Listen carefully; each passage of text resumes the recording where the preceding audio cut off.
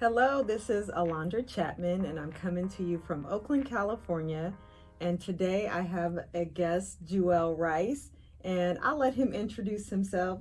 Let him know who you are. My name is Juel Rice. I'm a trainer at True Action, and I am a kids jiu-jitsu coach at Mindset Martial Arts in Hayward. I'm a husband and father of 5, former Marine, and I don't know. It's pretty much, I don't know. Yeah, that's a lot. My titles. That's a lot. Okay, well, we'll start with your background. So tell us where you're from, where you grew up, a little bit about your childhood. Okay. I grew up in San Leandro, California. Went to a lot of different schools in the area. Played sports. I was into basketball, baseball, soccer, track. So everything. Yeah, pretty much. Yeah. Had 2 sisters, younger sisters. They're twins, right?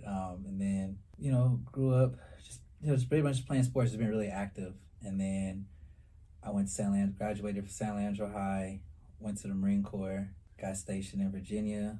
For there, I was playing. Okay, wait. Yeah. You got to tell me about the Marine Corps. Okay. So, I mean, we've talked about the Marine Corps a little bit, but how was boot camp?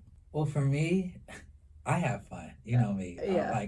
I'm find fun in things that people think are like hard, and because I wanted to go, right? I joined. I signed up, right? Yeah. So, boot camp is it's like it has the physical components where no matter how in shape you are, you're going to be tired. Like everybody gets pushed to that limit.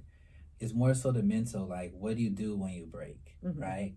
Well, for me, since it was, competitive and stuff, like I just kind of just tapped into the whole, I knew it was kind of like a game, right? They want to see how far they can push you, what you're willing to take and what you do. So I just knew it was a game, and I just have fun doing the activities, learning how to do the stuff, like learning to shoot, doing obstacle courses.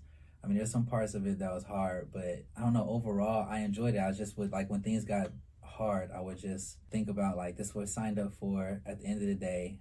I'm wearing camis, we're running around, like, doing exercises or whatever the drill is, or learning marching, whatever it is. And I was just like, it's still a good day. Like, yeah. It's not as bad as my overall expectation would have been. Okay. And I think that's just kind of just what got me through it. Like, it's always imagined things being worse than or I put myself in like it could be worse. So I just kind of just embraced it and. Okay. Now I don't know if I could have been in boot camp. I don't know. You're fine. And then of course the people that come and train with us are like, we don't know if we want to be in your boot camp. Right, I know exactly. Like, it's not like everything that we do is kind of like similar. Like, I've seen how you are, whether it's training, just your mentality and everything in life. Like, I guess the big question you have to ask yourself is like, are you a quitter? And for you, the answer is no. So then you'll get through. Like, remember, there's always people who get through, right? Like, right. Majority of people do get through. So unless even people who got injured will stay in and then still graduate. So unless you're really going to quit, right? Like, there's no reason for you not to make it through. Yeah, exactly. It's just, I'm not quitting, right? So after the boot camp in the Marine Corps, then what was your career like while you were in there?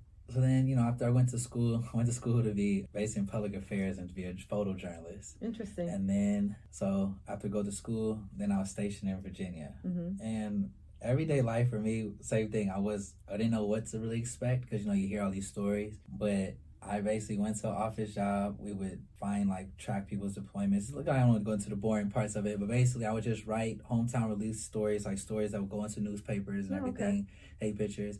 And then when I get off work, is my own free time. So once again, I just hopped into sports. So I was playing on all the Marine basketball teams, finding leagues. I was playing baseball. I even was in a volleyball league. I just did everything. I played in some semi-pro things. I was just threw myself into sports. That's the way of passing time. Okay. Yeah, so that was an easy transition then to being a personal trainer. I would say yes, because that's really what started. Funny story, that's how I really found that level where I could kind of realize I could probably be a personal trainer. I was in charge of the PT, which is physical training, for my whole command. So they put me in charge of that. So I kind of started, I had to help other people make sure they can meet the criteria or do high on their scores, because the higher your score, they help with like points for promotions and all that kind of thing. It makes command look good. So I was just like, so I would lead PT in the morning, and then I got put in charge of a fellow Marine who was out of weight standards. Okay. So the Marine Corps will kick you out if you're like over the weight standards, and he also wasn't in like the best of shape. So it became my personal job to help him with his career. So that's when, and the Marines are all about like detailed proof, you know, like everything. You can't just say it. So I got 2 logbooks, and I didn't know anything about fitness. I mean, I was like always in shape my life. I was, you know, smaller. So I had to like Google, you know, like Google like what kind of things you should be eating. You know, like I didn't know anything about nutrition. Like to tell somebody, I'm like, I can sit here and eat a whole large piece of wings of this and go run. Don't and tell go, anybody do that. But no, exactly. And I'm like, I still had a 6-pack, run 3. You know, I was like, I don't know, but I had to learn. So I looked up like things how he should eat. I had a logbook of his weight, so I weighed him every Monday and Friday. Okay. So 1, I could see the progress of the week, and 2, I know if you cheated over the weekend. Right. And then I had a whole nother logbook where I recorded every like little notes about whatever workouts we did in PT. So at least they had I don't want to just go in there and tell them, oh, we worked out 3 days a week, whatever. It's like they have a logbook of what we did and everything too. His weight started coming down, all those things, and then he had to go to like another PT program, like a physical training program to help lose weight. And basically gave him a time limit, like about, it was like 6 months if I remember. And if he didn't make it, they was gonna kick him out. And he just had a wife and he had a new baby. Oh, okay. So then he got down to his final PT, and this is where the part come in, because I helped him. You know, we got our weight down. We were like we still didn't hit the full mark, but we were like right on it, right? So I was like, okay, we still lost. It was like he was weighed like almost 260 something, and his weight was supposed to be like 195, 197. So he had a lot. And we got down to like 207. Okay. Like, you know, we were right there, right? So I showed up to his final PT session, and we had to run 3 miles, right? Do total number of pull-ups, 3 miles, and like 2 minutes of sit-ups, right? So they all have like a score. So he did good on the pull-ups and the sit-ups. Now we get down to the run, which was like, he used to like not do good on the run. Like your max time was 28 minutes when you fail.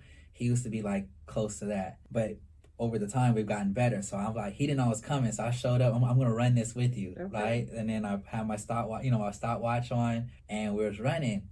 And I really wanted him to come in at a really good time. So especially with him being a little bit over the weight, I was like, we gotta kill the score. So we're getting close to like the end, like maybe the last like half, you know, quarter to half mile. And I just know I just wanted to pick it up, right? So I started saying some crazy things. I was like, yo, we have to go save your wife and your son. You know what I'm saying? We need to run faster, right? Like, we gotta go. Like, I know you're tired, because I could see him starting to get tired and starting to doubt himself. And I was like, I know you're tired. We gotta go. We gotta get there. Like, we gotta save him, right? And I could tell he was like blocking me out, like, bro, like, I'm not doing this stupid thing with you, bro. I'm tired, right?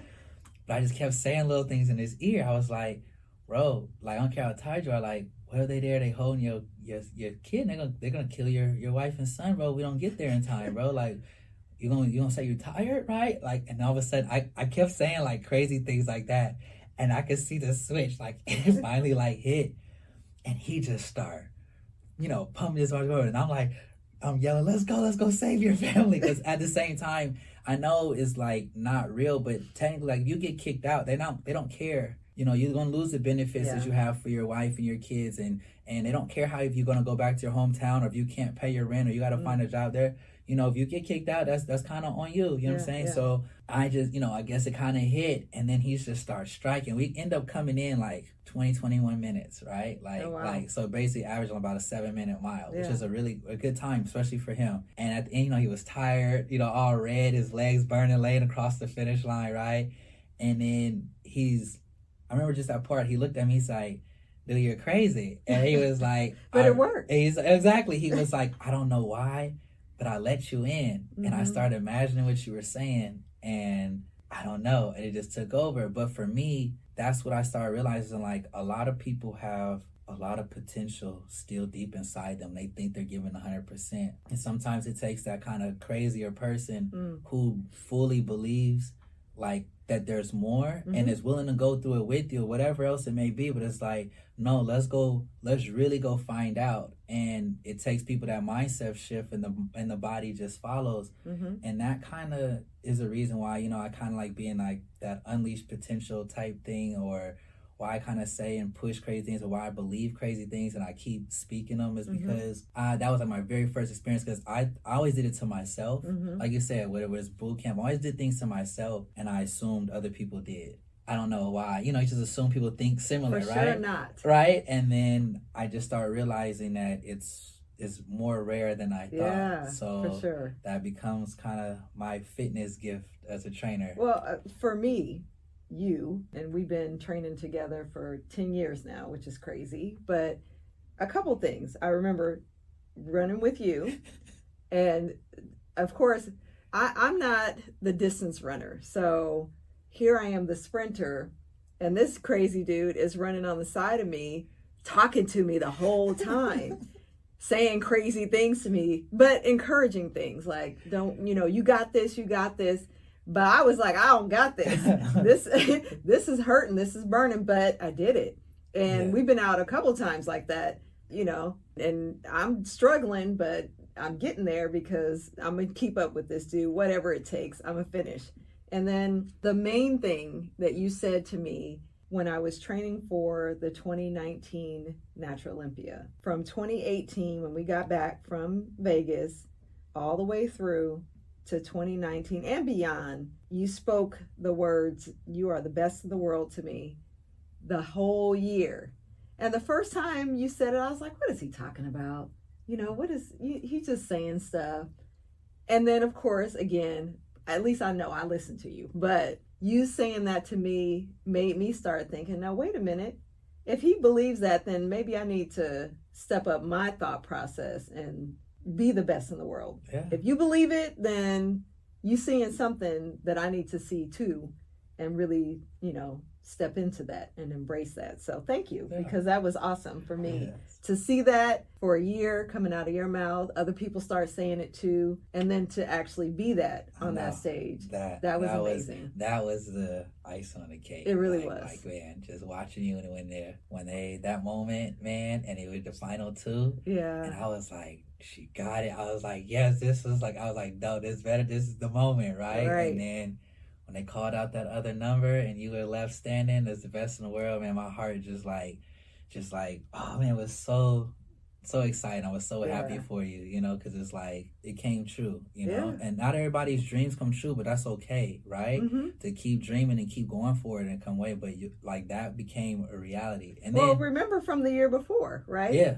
Not, I'm not walking on the stage thinking I'm going to take it all home necessarily, ever, really. But, went up confident, but came back with, okay, you got fourth place. We got work to do. Okay, Jay, let's take this feedback to heart and do what we have to do. But yeah, coming back a whole year later and taking that first place, that was it right there. That was it. I got 3 times. 3 times. Yeah. And each time, never walking on the stage thinking, I got this. I think that, especially this last one, that was amazing. I had done all the work, totally prepared, get hurt the week before. I know. Now that one, I really had to have you in my ear for that one, because my first thought was, I can't get on stage. Like, there's no way I can do this. I can't even lift my arm. But again, just sitting back, like, okay, let's assess the situation. Are we going to do this? Okay, let's go to Vegas. Juel, I need you backstage with me so we can pump up and talk about this before I walk out there. That was the hardest time I had on stage, struggling to pose. I've never struggled to pose, in pain, but still walking away with the win. That was even more amazing. Not even to mention everything going on. Well, and yeah. Moving the gym, like everything. The day before, getting on the plane to go to Vegas. There's just nothing was ideal. No. For that. Everything was to try to sabotage all that. That was a tough year. Yeah. That was beyond tough, actually. Yeah, for sure. But hey, still came home with the win, so that was amazing. Okay, so what was your first job as a trainer? Was it interathlete? Officially, yes. So, like I said, the billet of me being the PT person in the Marine Corps. It was like it is like an official billet, but not like being like a trainer, right? Mm-hmm. Then after that, I just kind of was like, even though I got out the Marines and everything, I was just in the gym and I would always help people. So I told them, no, I'm not a trainer, but I started doing security type jobs, and you're always running across people who are trying to prepare for like getting into the military boot camp or trying to pass a law enforcement test or something like that. And that was something I knew how to do. Yeah. And I would just say, come train with me and I'll get you ready. So I was getting people ready. And then one time I was working security at the hospital. I had security officers and nurses working out with me when we get off work. And I was like, I'm not a trainer, but like I'm training people, because people like, oh, work out with me. Like, and that was like my thing. Wasn't charging no money, just your effort was your payment. Then you have a passion for it. Yes, yeah. And that's what people kept saying. You need to be a trainer. I was like, I don't know. I'm gonna keep my job for a minute, like right. And then I got met some people doing the Herbalife. Now I wasn't good.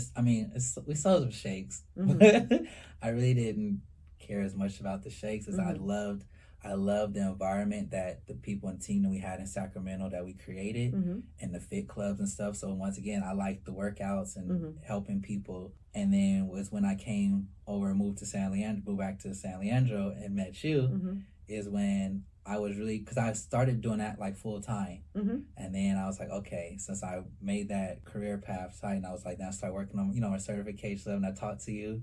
So you gave me my first official, like, that was like my stamp, like, now this is what we're doing, and this is where I'm going now from here on out, so.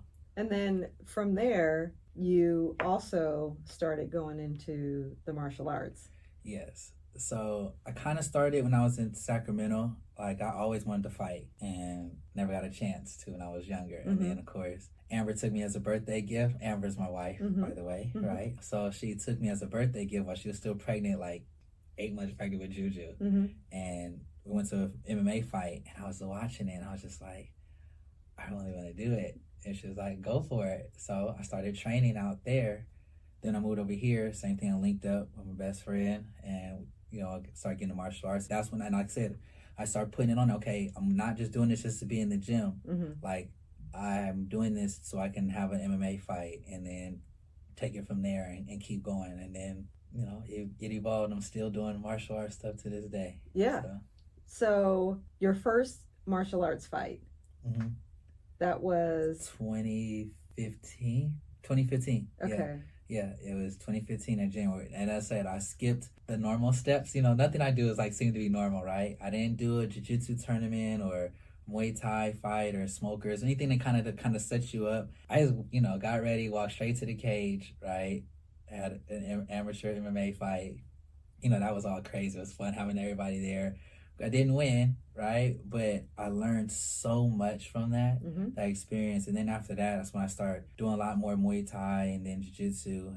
Did some like Muay Thai tournaments and fights, and then went strictly into Jiu-Jitsu, which is what I'm doing now. It's easier on the body, because we had a goal that no matter what, I was going to stop at 36 for the head trauma and all that. But due to some of the injuries I had, especially with the last one on my face, it was kind of like, okay, let me just stop the punching and hitting in the face and kind of just work on the jiu-jitsu. Now, I like Muay Thai. Yeah. I like kicking folks. not folks, I shouldn't say that, but a bag. I like kicking. I went to a couple different gyms to do Muay Thai lessons, did some boxing lessons, and only with you, the jiu-jitsu stuff. But I still want to get into it a little bit. Yeah, it's been a minute, and of course, I don't have anything to prove on the figure stage. So at this point, maybe I can kind of go back out to. That'd be a new adventure. That'd be awesome. I'm not gonna fight. I'm not gonna fight. I'm not gonna fight. I know. But I do like, and Muay Thai, again, I like the kicking and the actual punch in the bags. But Jiu-Jitsu, I like that there's so much technique with it. Yes. And that's interesting to me, especially talking to Juju. He makes me very curious about the technique, because going to some of his tournaments and actually seeing what he knows, is amazing to me Yeah. because he's so good and he has his technique down. And that's credit to you, of course, because you work with him, because I see that in the gym, working with him and his brother. He's amazing. Yes. He is amazing. He I got to really have is. him on here and talk to him Oh one day. man, I would love that. I would love that. And he would love that too. But yes, he is. And that's what made me start falling in love with it too. As I started maturing, it wasn't just injuries or things like I know I could bounce back from. It was kind of like, as I almost said it too, like almost with each kid I had, a part of me felt a little bit more domesticated. Where in a way I was like, what I'm doing is like, okay, it's no longer about trying to prove how tough I am anymore. Like I know it, and I know it's like that, and I know I'll do the fighting, whether win or lose, that's all fine. But it was just like I started falling in love with the technical aspects of getting really good and being like smart and not necessarily hopefully to never have to need to use it, but like that whole like that struggle, adversity, going against other trained people and using some kind of technique to actually control and win. And it was just like that's where jiu-jitsu started like becoming my new favorite. Cause, it's very interesting because again, to the novice just looking, I don't even know necessarily what technique I just saw you use. I just saw that it worked. Right. That's all I know. Right? Yeah. So, oh yeah, I would love to have you. I will be back on the mat. I know you can't wait so you can choke me out because we've already been there. Ruthless. So what would you say your specialties are in terms of training? If I had a specialty, it's probably not necessarily something that you get certified in. I thought about this question, like, people always ask that. I kind of think about that a lot. And I really feel like my niche is more so the mindset behind the fitness. Like, it's that. Because like I said, I help you with the bodybuilding part, right? With our bodybuilding team, competition team. And yes, I understand the workouts. We understand that. But just like I said, you could find some people with so much more years of experience and probably find other things, but it's just also getting people to understand what they're doing to get to that stage, right? Or get to there. Or when I'm doing the martial art, I'm not the best, and I'm only, there's 5 belts. I'm only in purple belt. I'm right in the middle, right? So we consider it like intermediate, right? But I'm still able to help and coach kids at tournaments and have them do their best. And a lot of them, like say, even my son, you see, but not even just him, getting people that win tournaments and they building their confidence. My conditioning part, which I love teaching the cardio conditioning at True Action, but it's like, yes, it's that, but also that mindset shift behind it of people finding ways to push their limits. Or when I did the kids fitness, right? Or especially, like I said, when I was working with your nephew at 2 years old. And it's just seeing him do some amazing things at 2 years old in such a short time. And now he's 5 and he still remembers these things. Right. And to me, that's what I realized was like, I really say it like, that is like my real testament to me. Because I know when I do my own kids, it's like, no, that kind of really solidified it to me. Like, no, your specialty is using what you know. Because I always love learning new things. But getting other people to try to understand it and make it fit for them and helping them grow their mindsets. So. Yeah. Well, I will say for sure you are gifted with children, for sure. Because even just with my nephew, watching how you interacted with him, and of course the scenario was a little different than if you were in a class setting, but just your interaction with him and for him to be so young, I was like, wow, Juel is amazing with these kids. And then of course with your kids, I mean all of them down to the little guy. I know he's already ready to fight. Yeah. So you are gifted with the kids, so that is something that is very special and unique to you. So that's for sure your gift, besides all the other crazy stuff, the fun stuff. But that is definitely your specialty in my opinion. So you did mention that you helped me with the competition team. Talk a little bit about what your role is at True Action when it comes to our team. So my role and my reputation are two totally different things.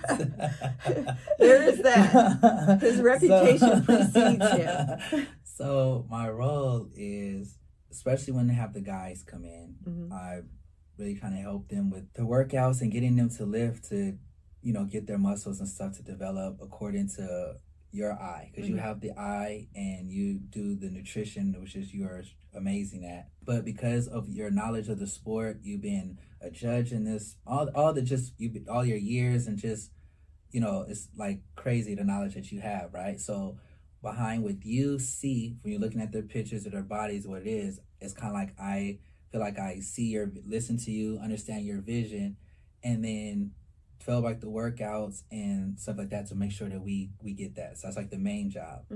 With everybody else, like with the ladies or other people I'm also helping you in the gym with their form and their lifting, and also reiterating to follow your plan. So I'm kind of like your little henchman, right?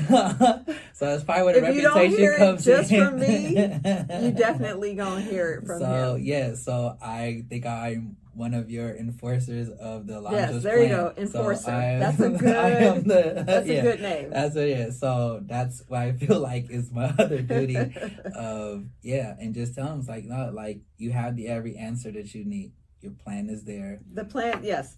That part is it's there. It's there. You have everything you need right in front of you, and the enforcer will make sure that you read what is on the paper for sure, and follow it.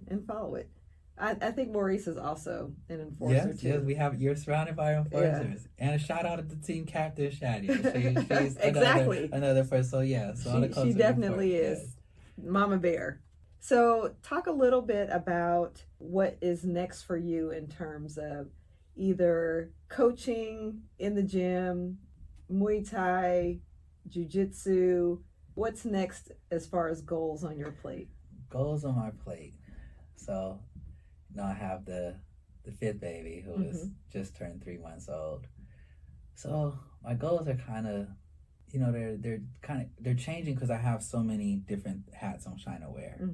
So my goal for me personally is keep learning, doing like these different certifications, and just constantly learning to perfect, my craft. I don't want to like fall behind on that. Personally, I did come out of retirement, so I am trying to do some more jiu-jitsu tournaments. So I'm coming out of that, but that's more so for my own hands-on learning, so that I can be a better coach and continue to be a better coach. Then, as a husband, I just have goals of keep trying to relearn and my wife for whatever stages that she keeps going through. That is like a real goal for me to make sure that I'm trying to love her properly through everything that she has going on, everything that she's doing, and just trying to be a really good partner in life and being somebody that she still wants to be with. I feel like that's important. I mean, we've been married for a long time, but it's like, and I don't want to get like complacent in that department, That's important. For Kayla, my oldest daughter, she's a junior in high school. So you got the gamut. Yeah, junior in high school and 3 months old. Exactly. So I got her getting ready to really step into her young womanhood stage, and that's really fun and interesting with me. Like I am enjoying this space with her and watching her kind of like do her own thing, but still my girl. Wait for 2 more years. So I'm hoping. And then there's a real stepping into adulthood. I know, right? That's a whole nother thing. That's where I'm at right now. I know. Like I said, that's what I said. I'm trying to take notes off y'all right now. So I have goals of just helping her, like really just trying to find her way, and just know that I'm a good support system, and know that she's doing it with love, and she's just growing with the maturity, and just getting to see her for the space that she's in. Juju and Jakai, they are going to start doing other sports. So I've been teaching them stuff already. So they're kind of keeping the jiu-jitsu stuff still, but they're like going to venture out so they can find their way in other sports and stuff too. Jakai, especially, he's super athletics. I can't wait to see him. He's about to start doing basketball and stuff. So I can't wait to see him because he's actually pretty good. Azuri, my little model, my little love bug. So Amber does a lot of things with her on the modeling side. I just loving kind of like being that, I'm still the daddy superhero to her, so I'm enjoying that space and pampering her and treating her different because her energy is different than everybody else in your house. Everyone. Yes. It's just surprised how she gets it. She is so funny. That is a little diva. She got some other new boots with heels on it. too for Christmas. So yeah, her and like she's our little. She showed me exactly what boots she was gonna get. So yes, Yeah. so she's already gotten some more. Total diva. So yes, total diva. So I'm loving that, and then preparing her because we're already teaching her things because we'll be homeschooling her for the first couple of years too. Okay. And then Ajani just seeing what is he gonna be like? Mm-hmm. You know, like he's the baby of the brunch, but like he's like, you know, he has his own strong spirit about him. So I just want to see what this molds into. So yeah. I'm just. Yeah. You got your hands full. Yeah, that's pretty much. And no pressure, right? You got a whole lot of stuff already going. So yeah, that's just pretty much.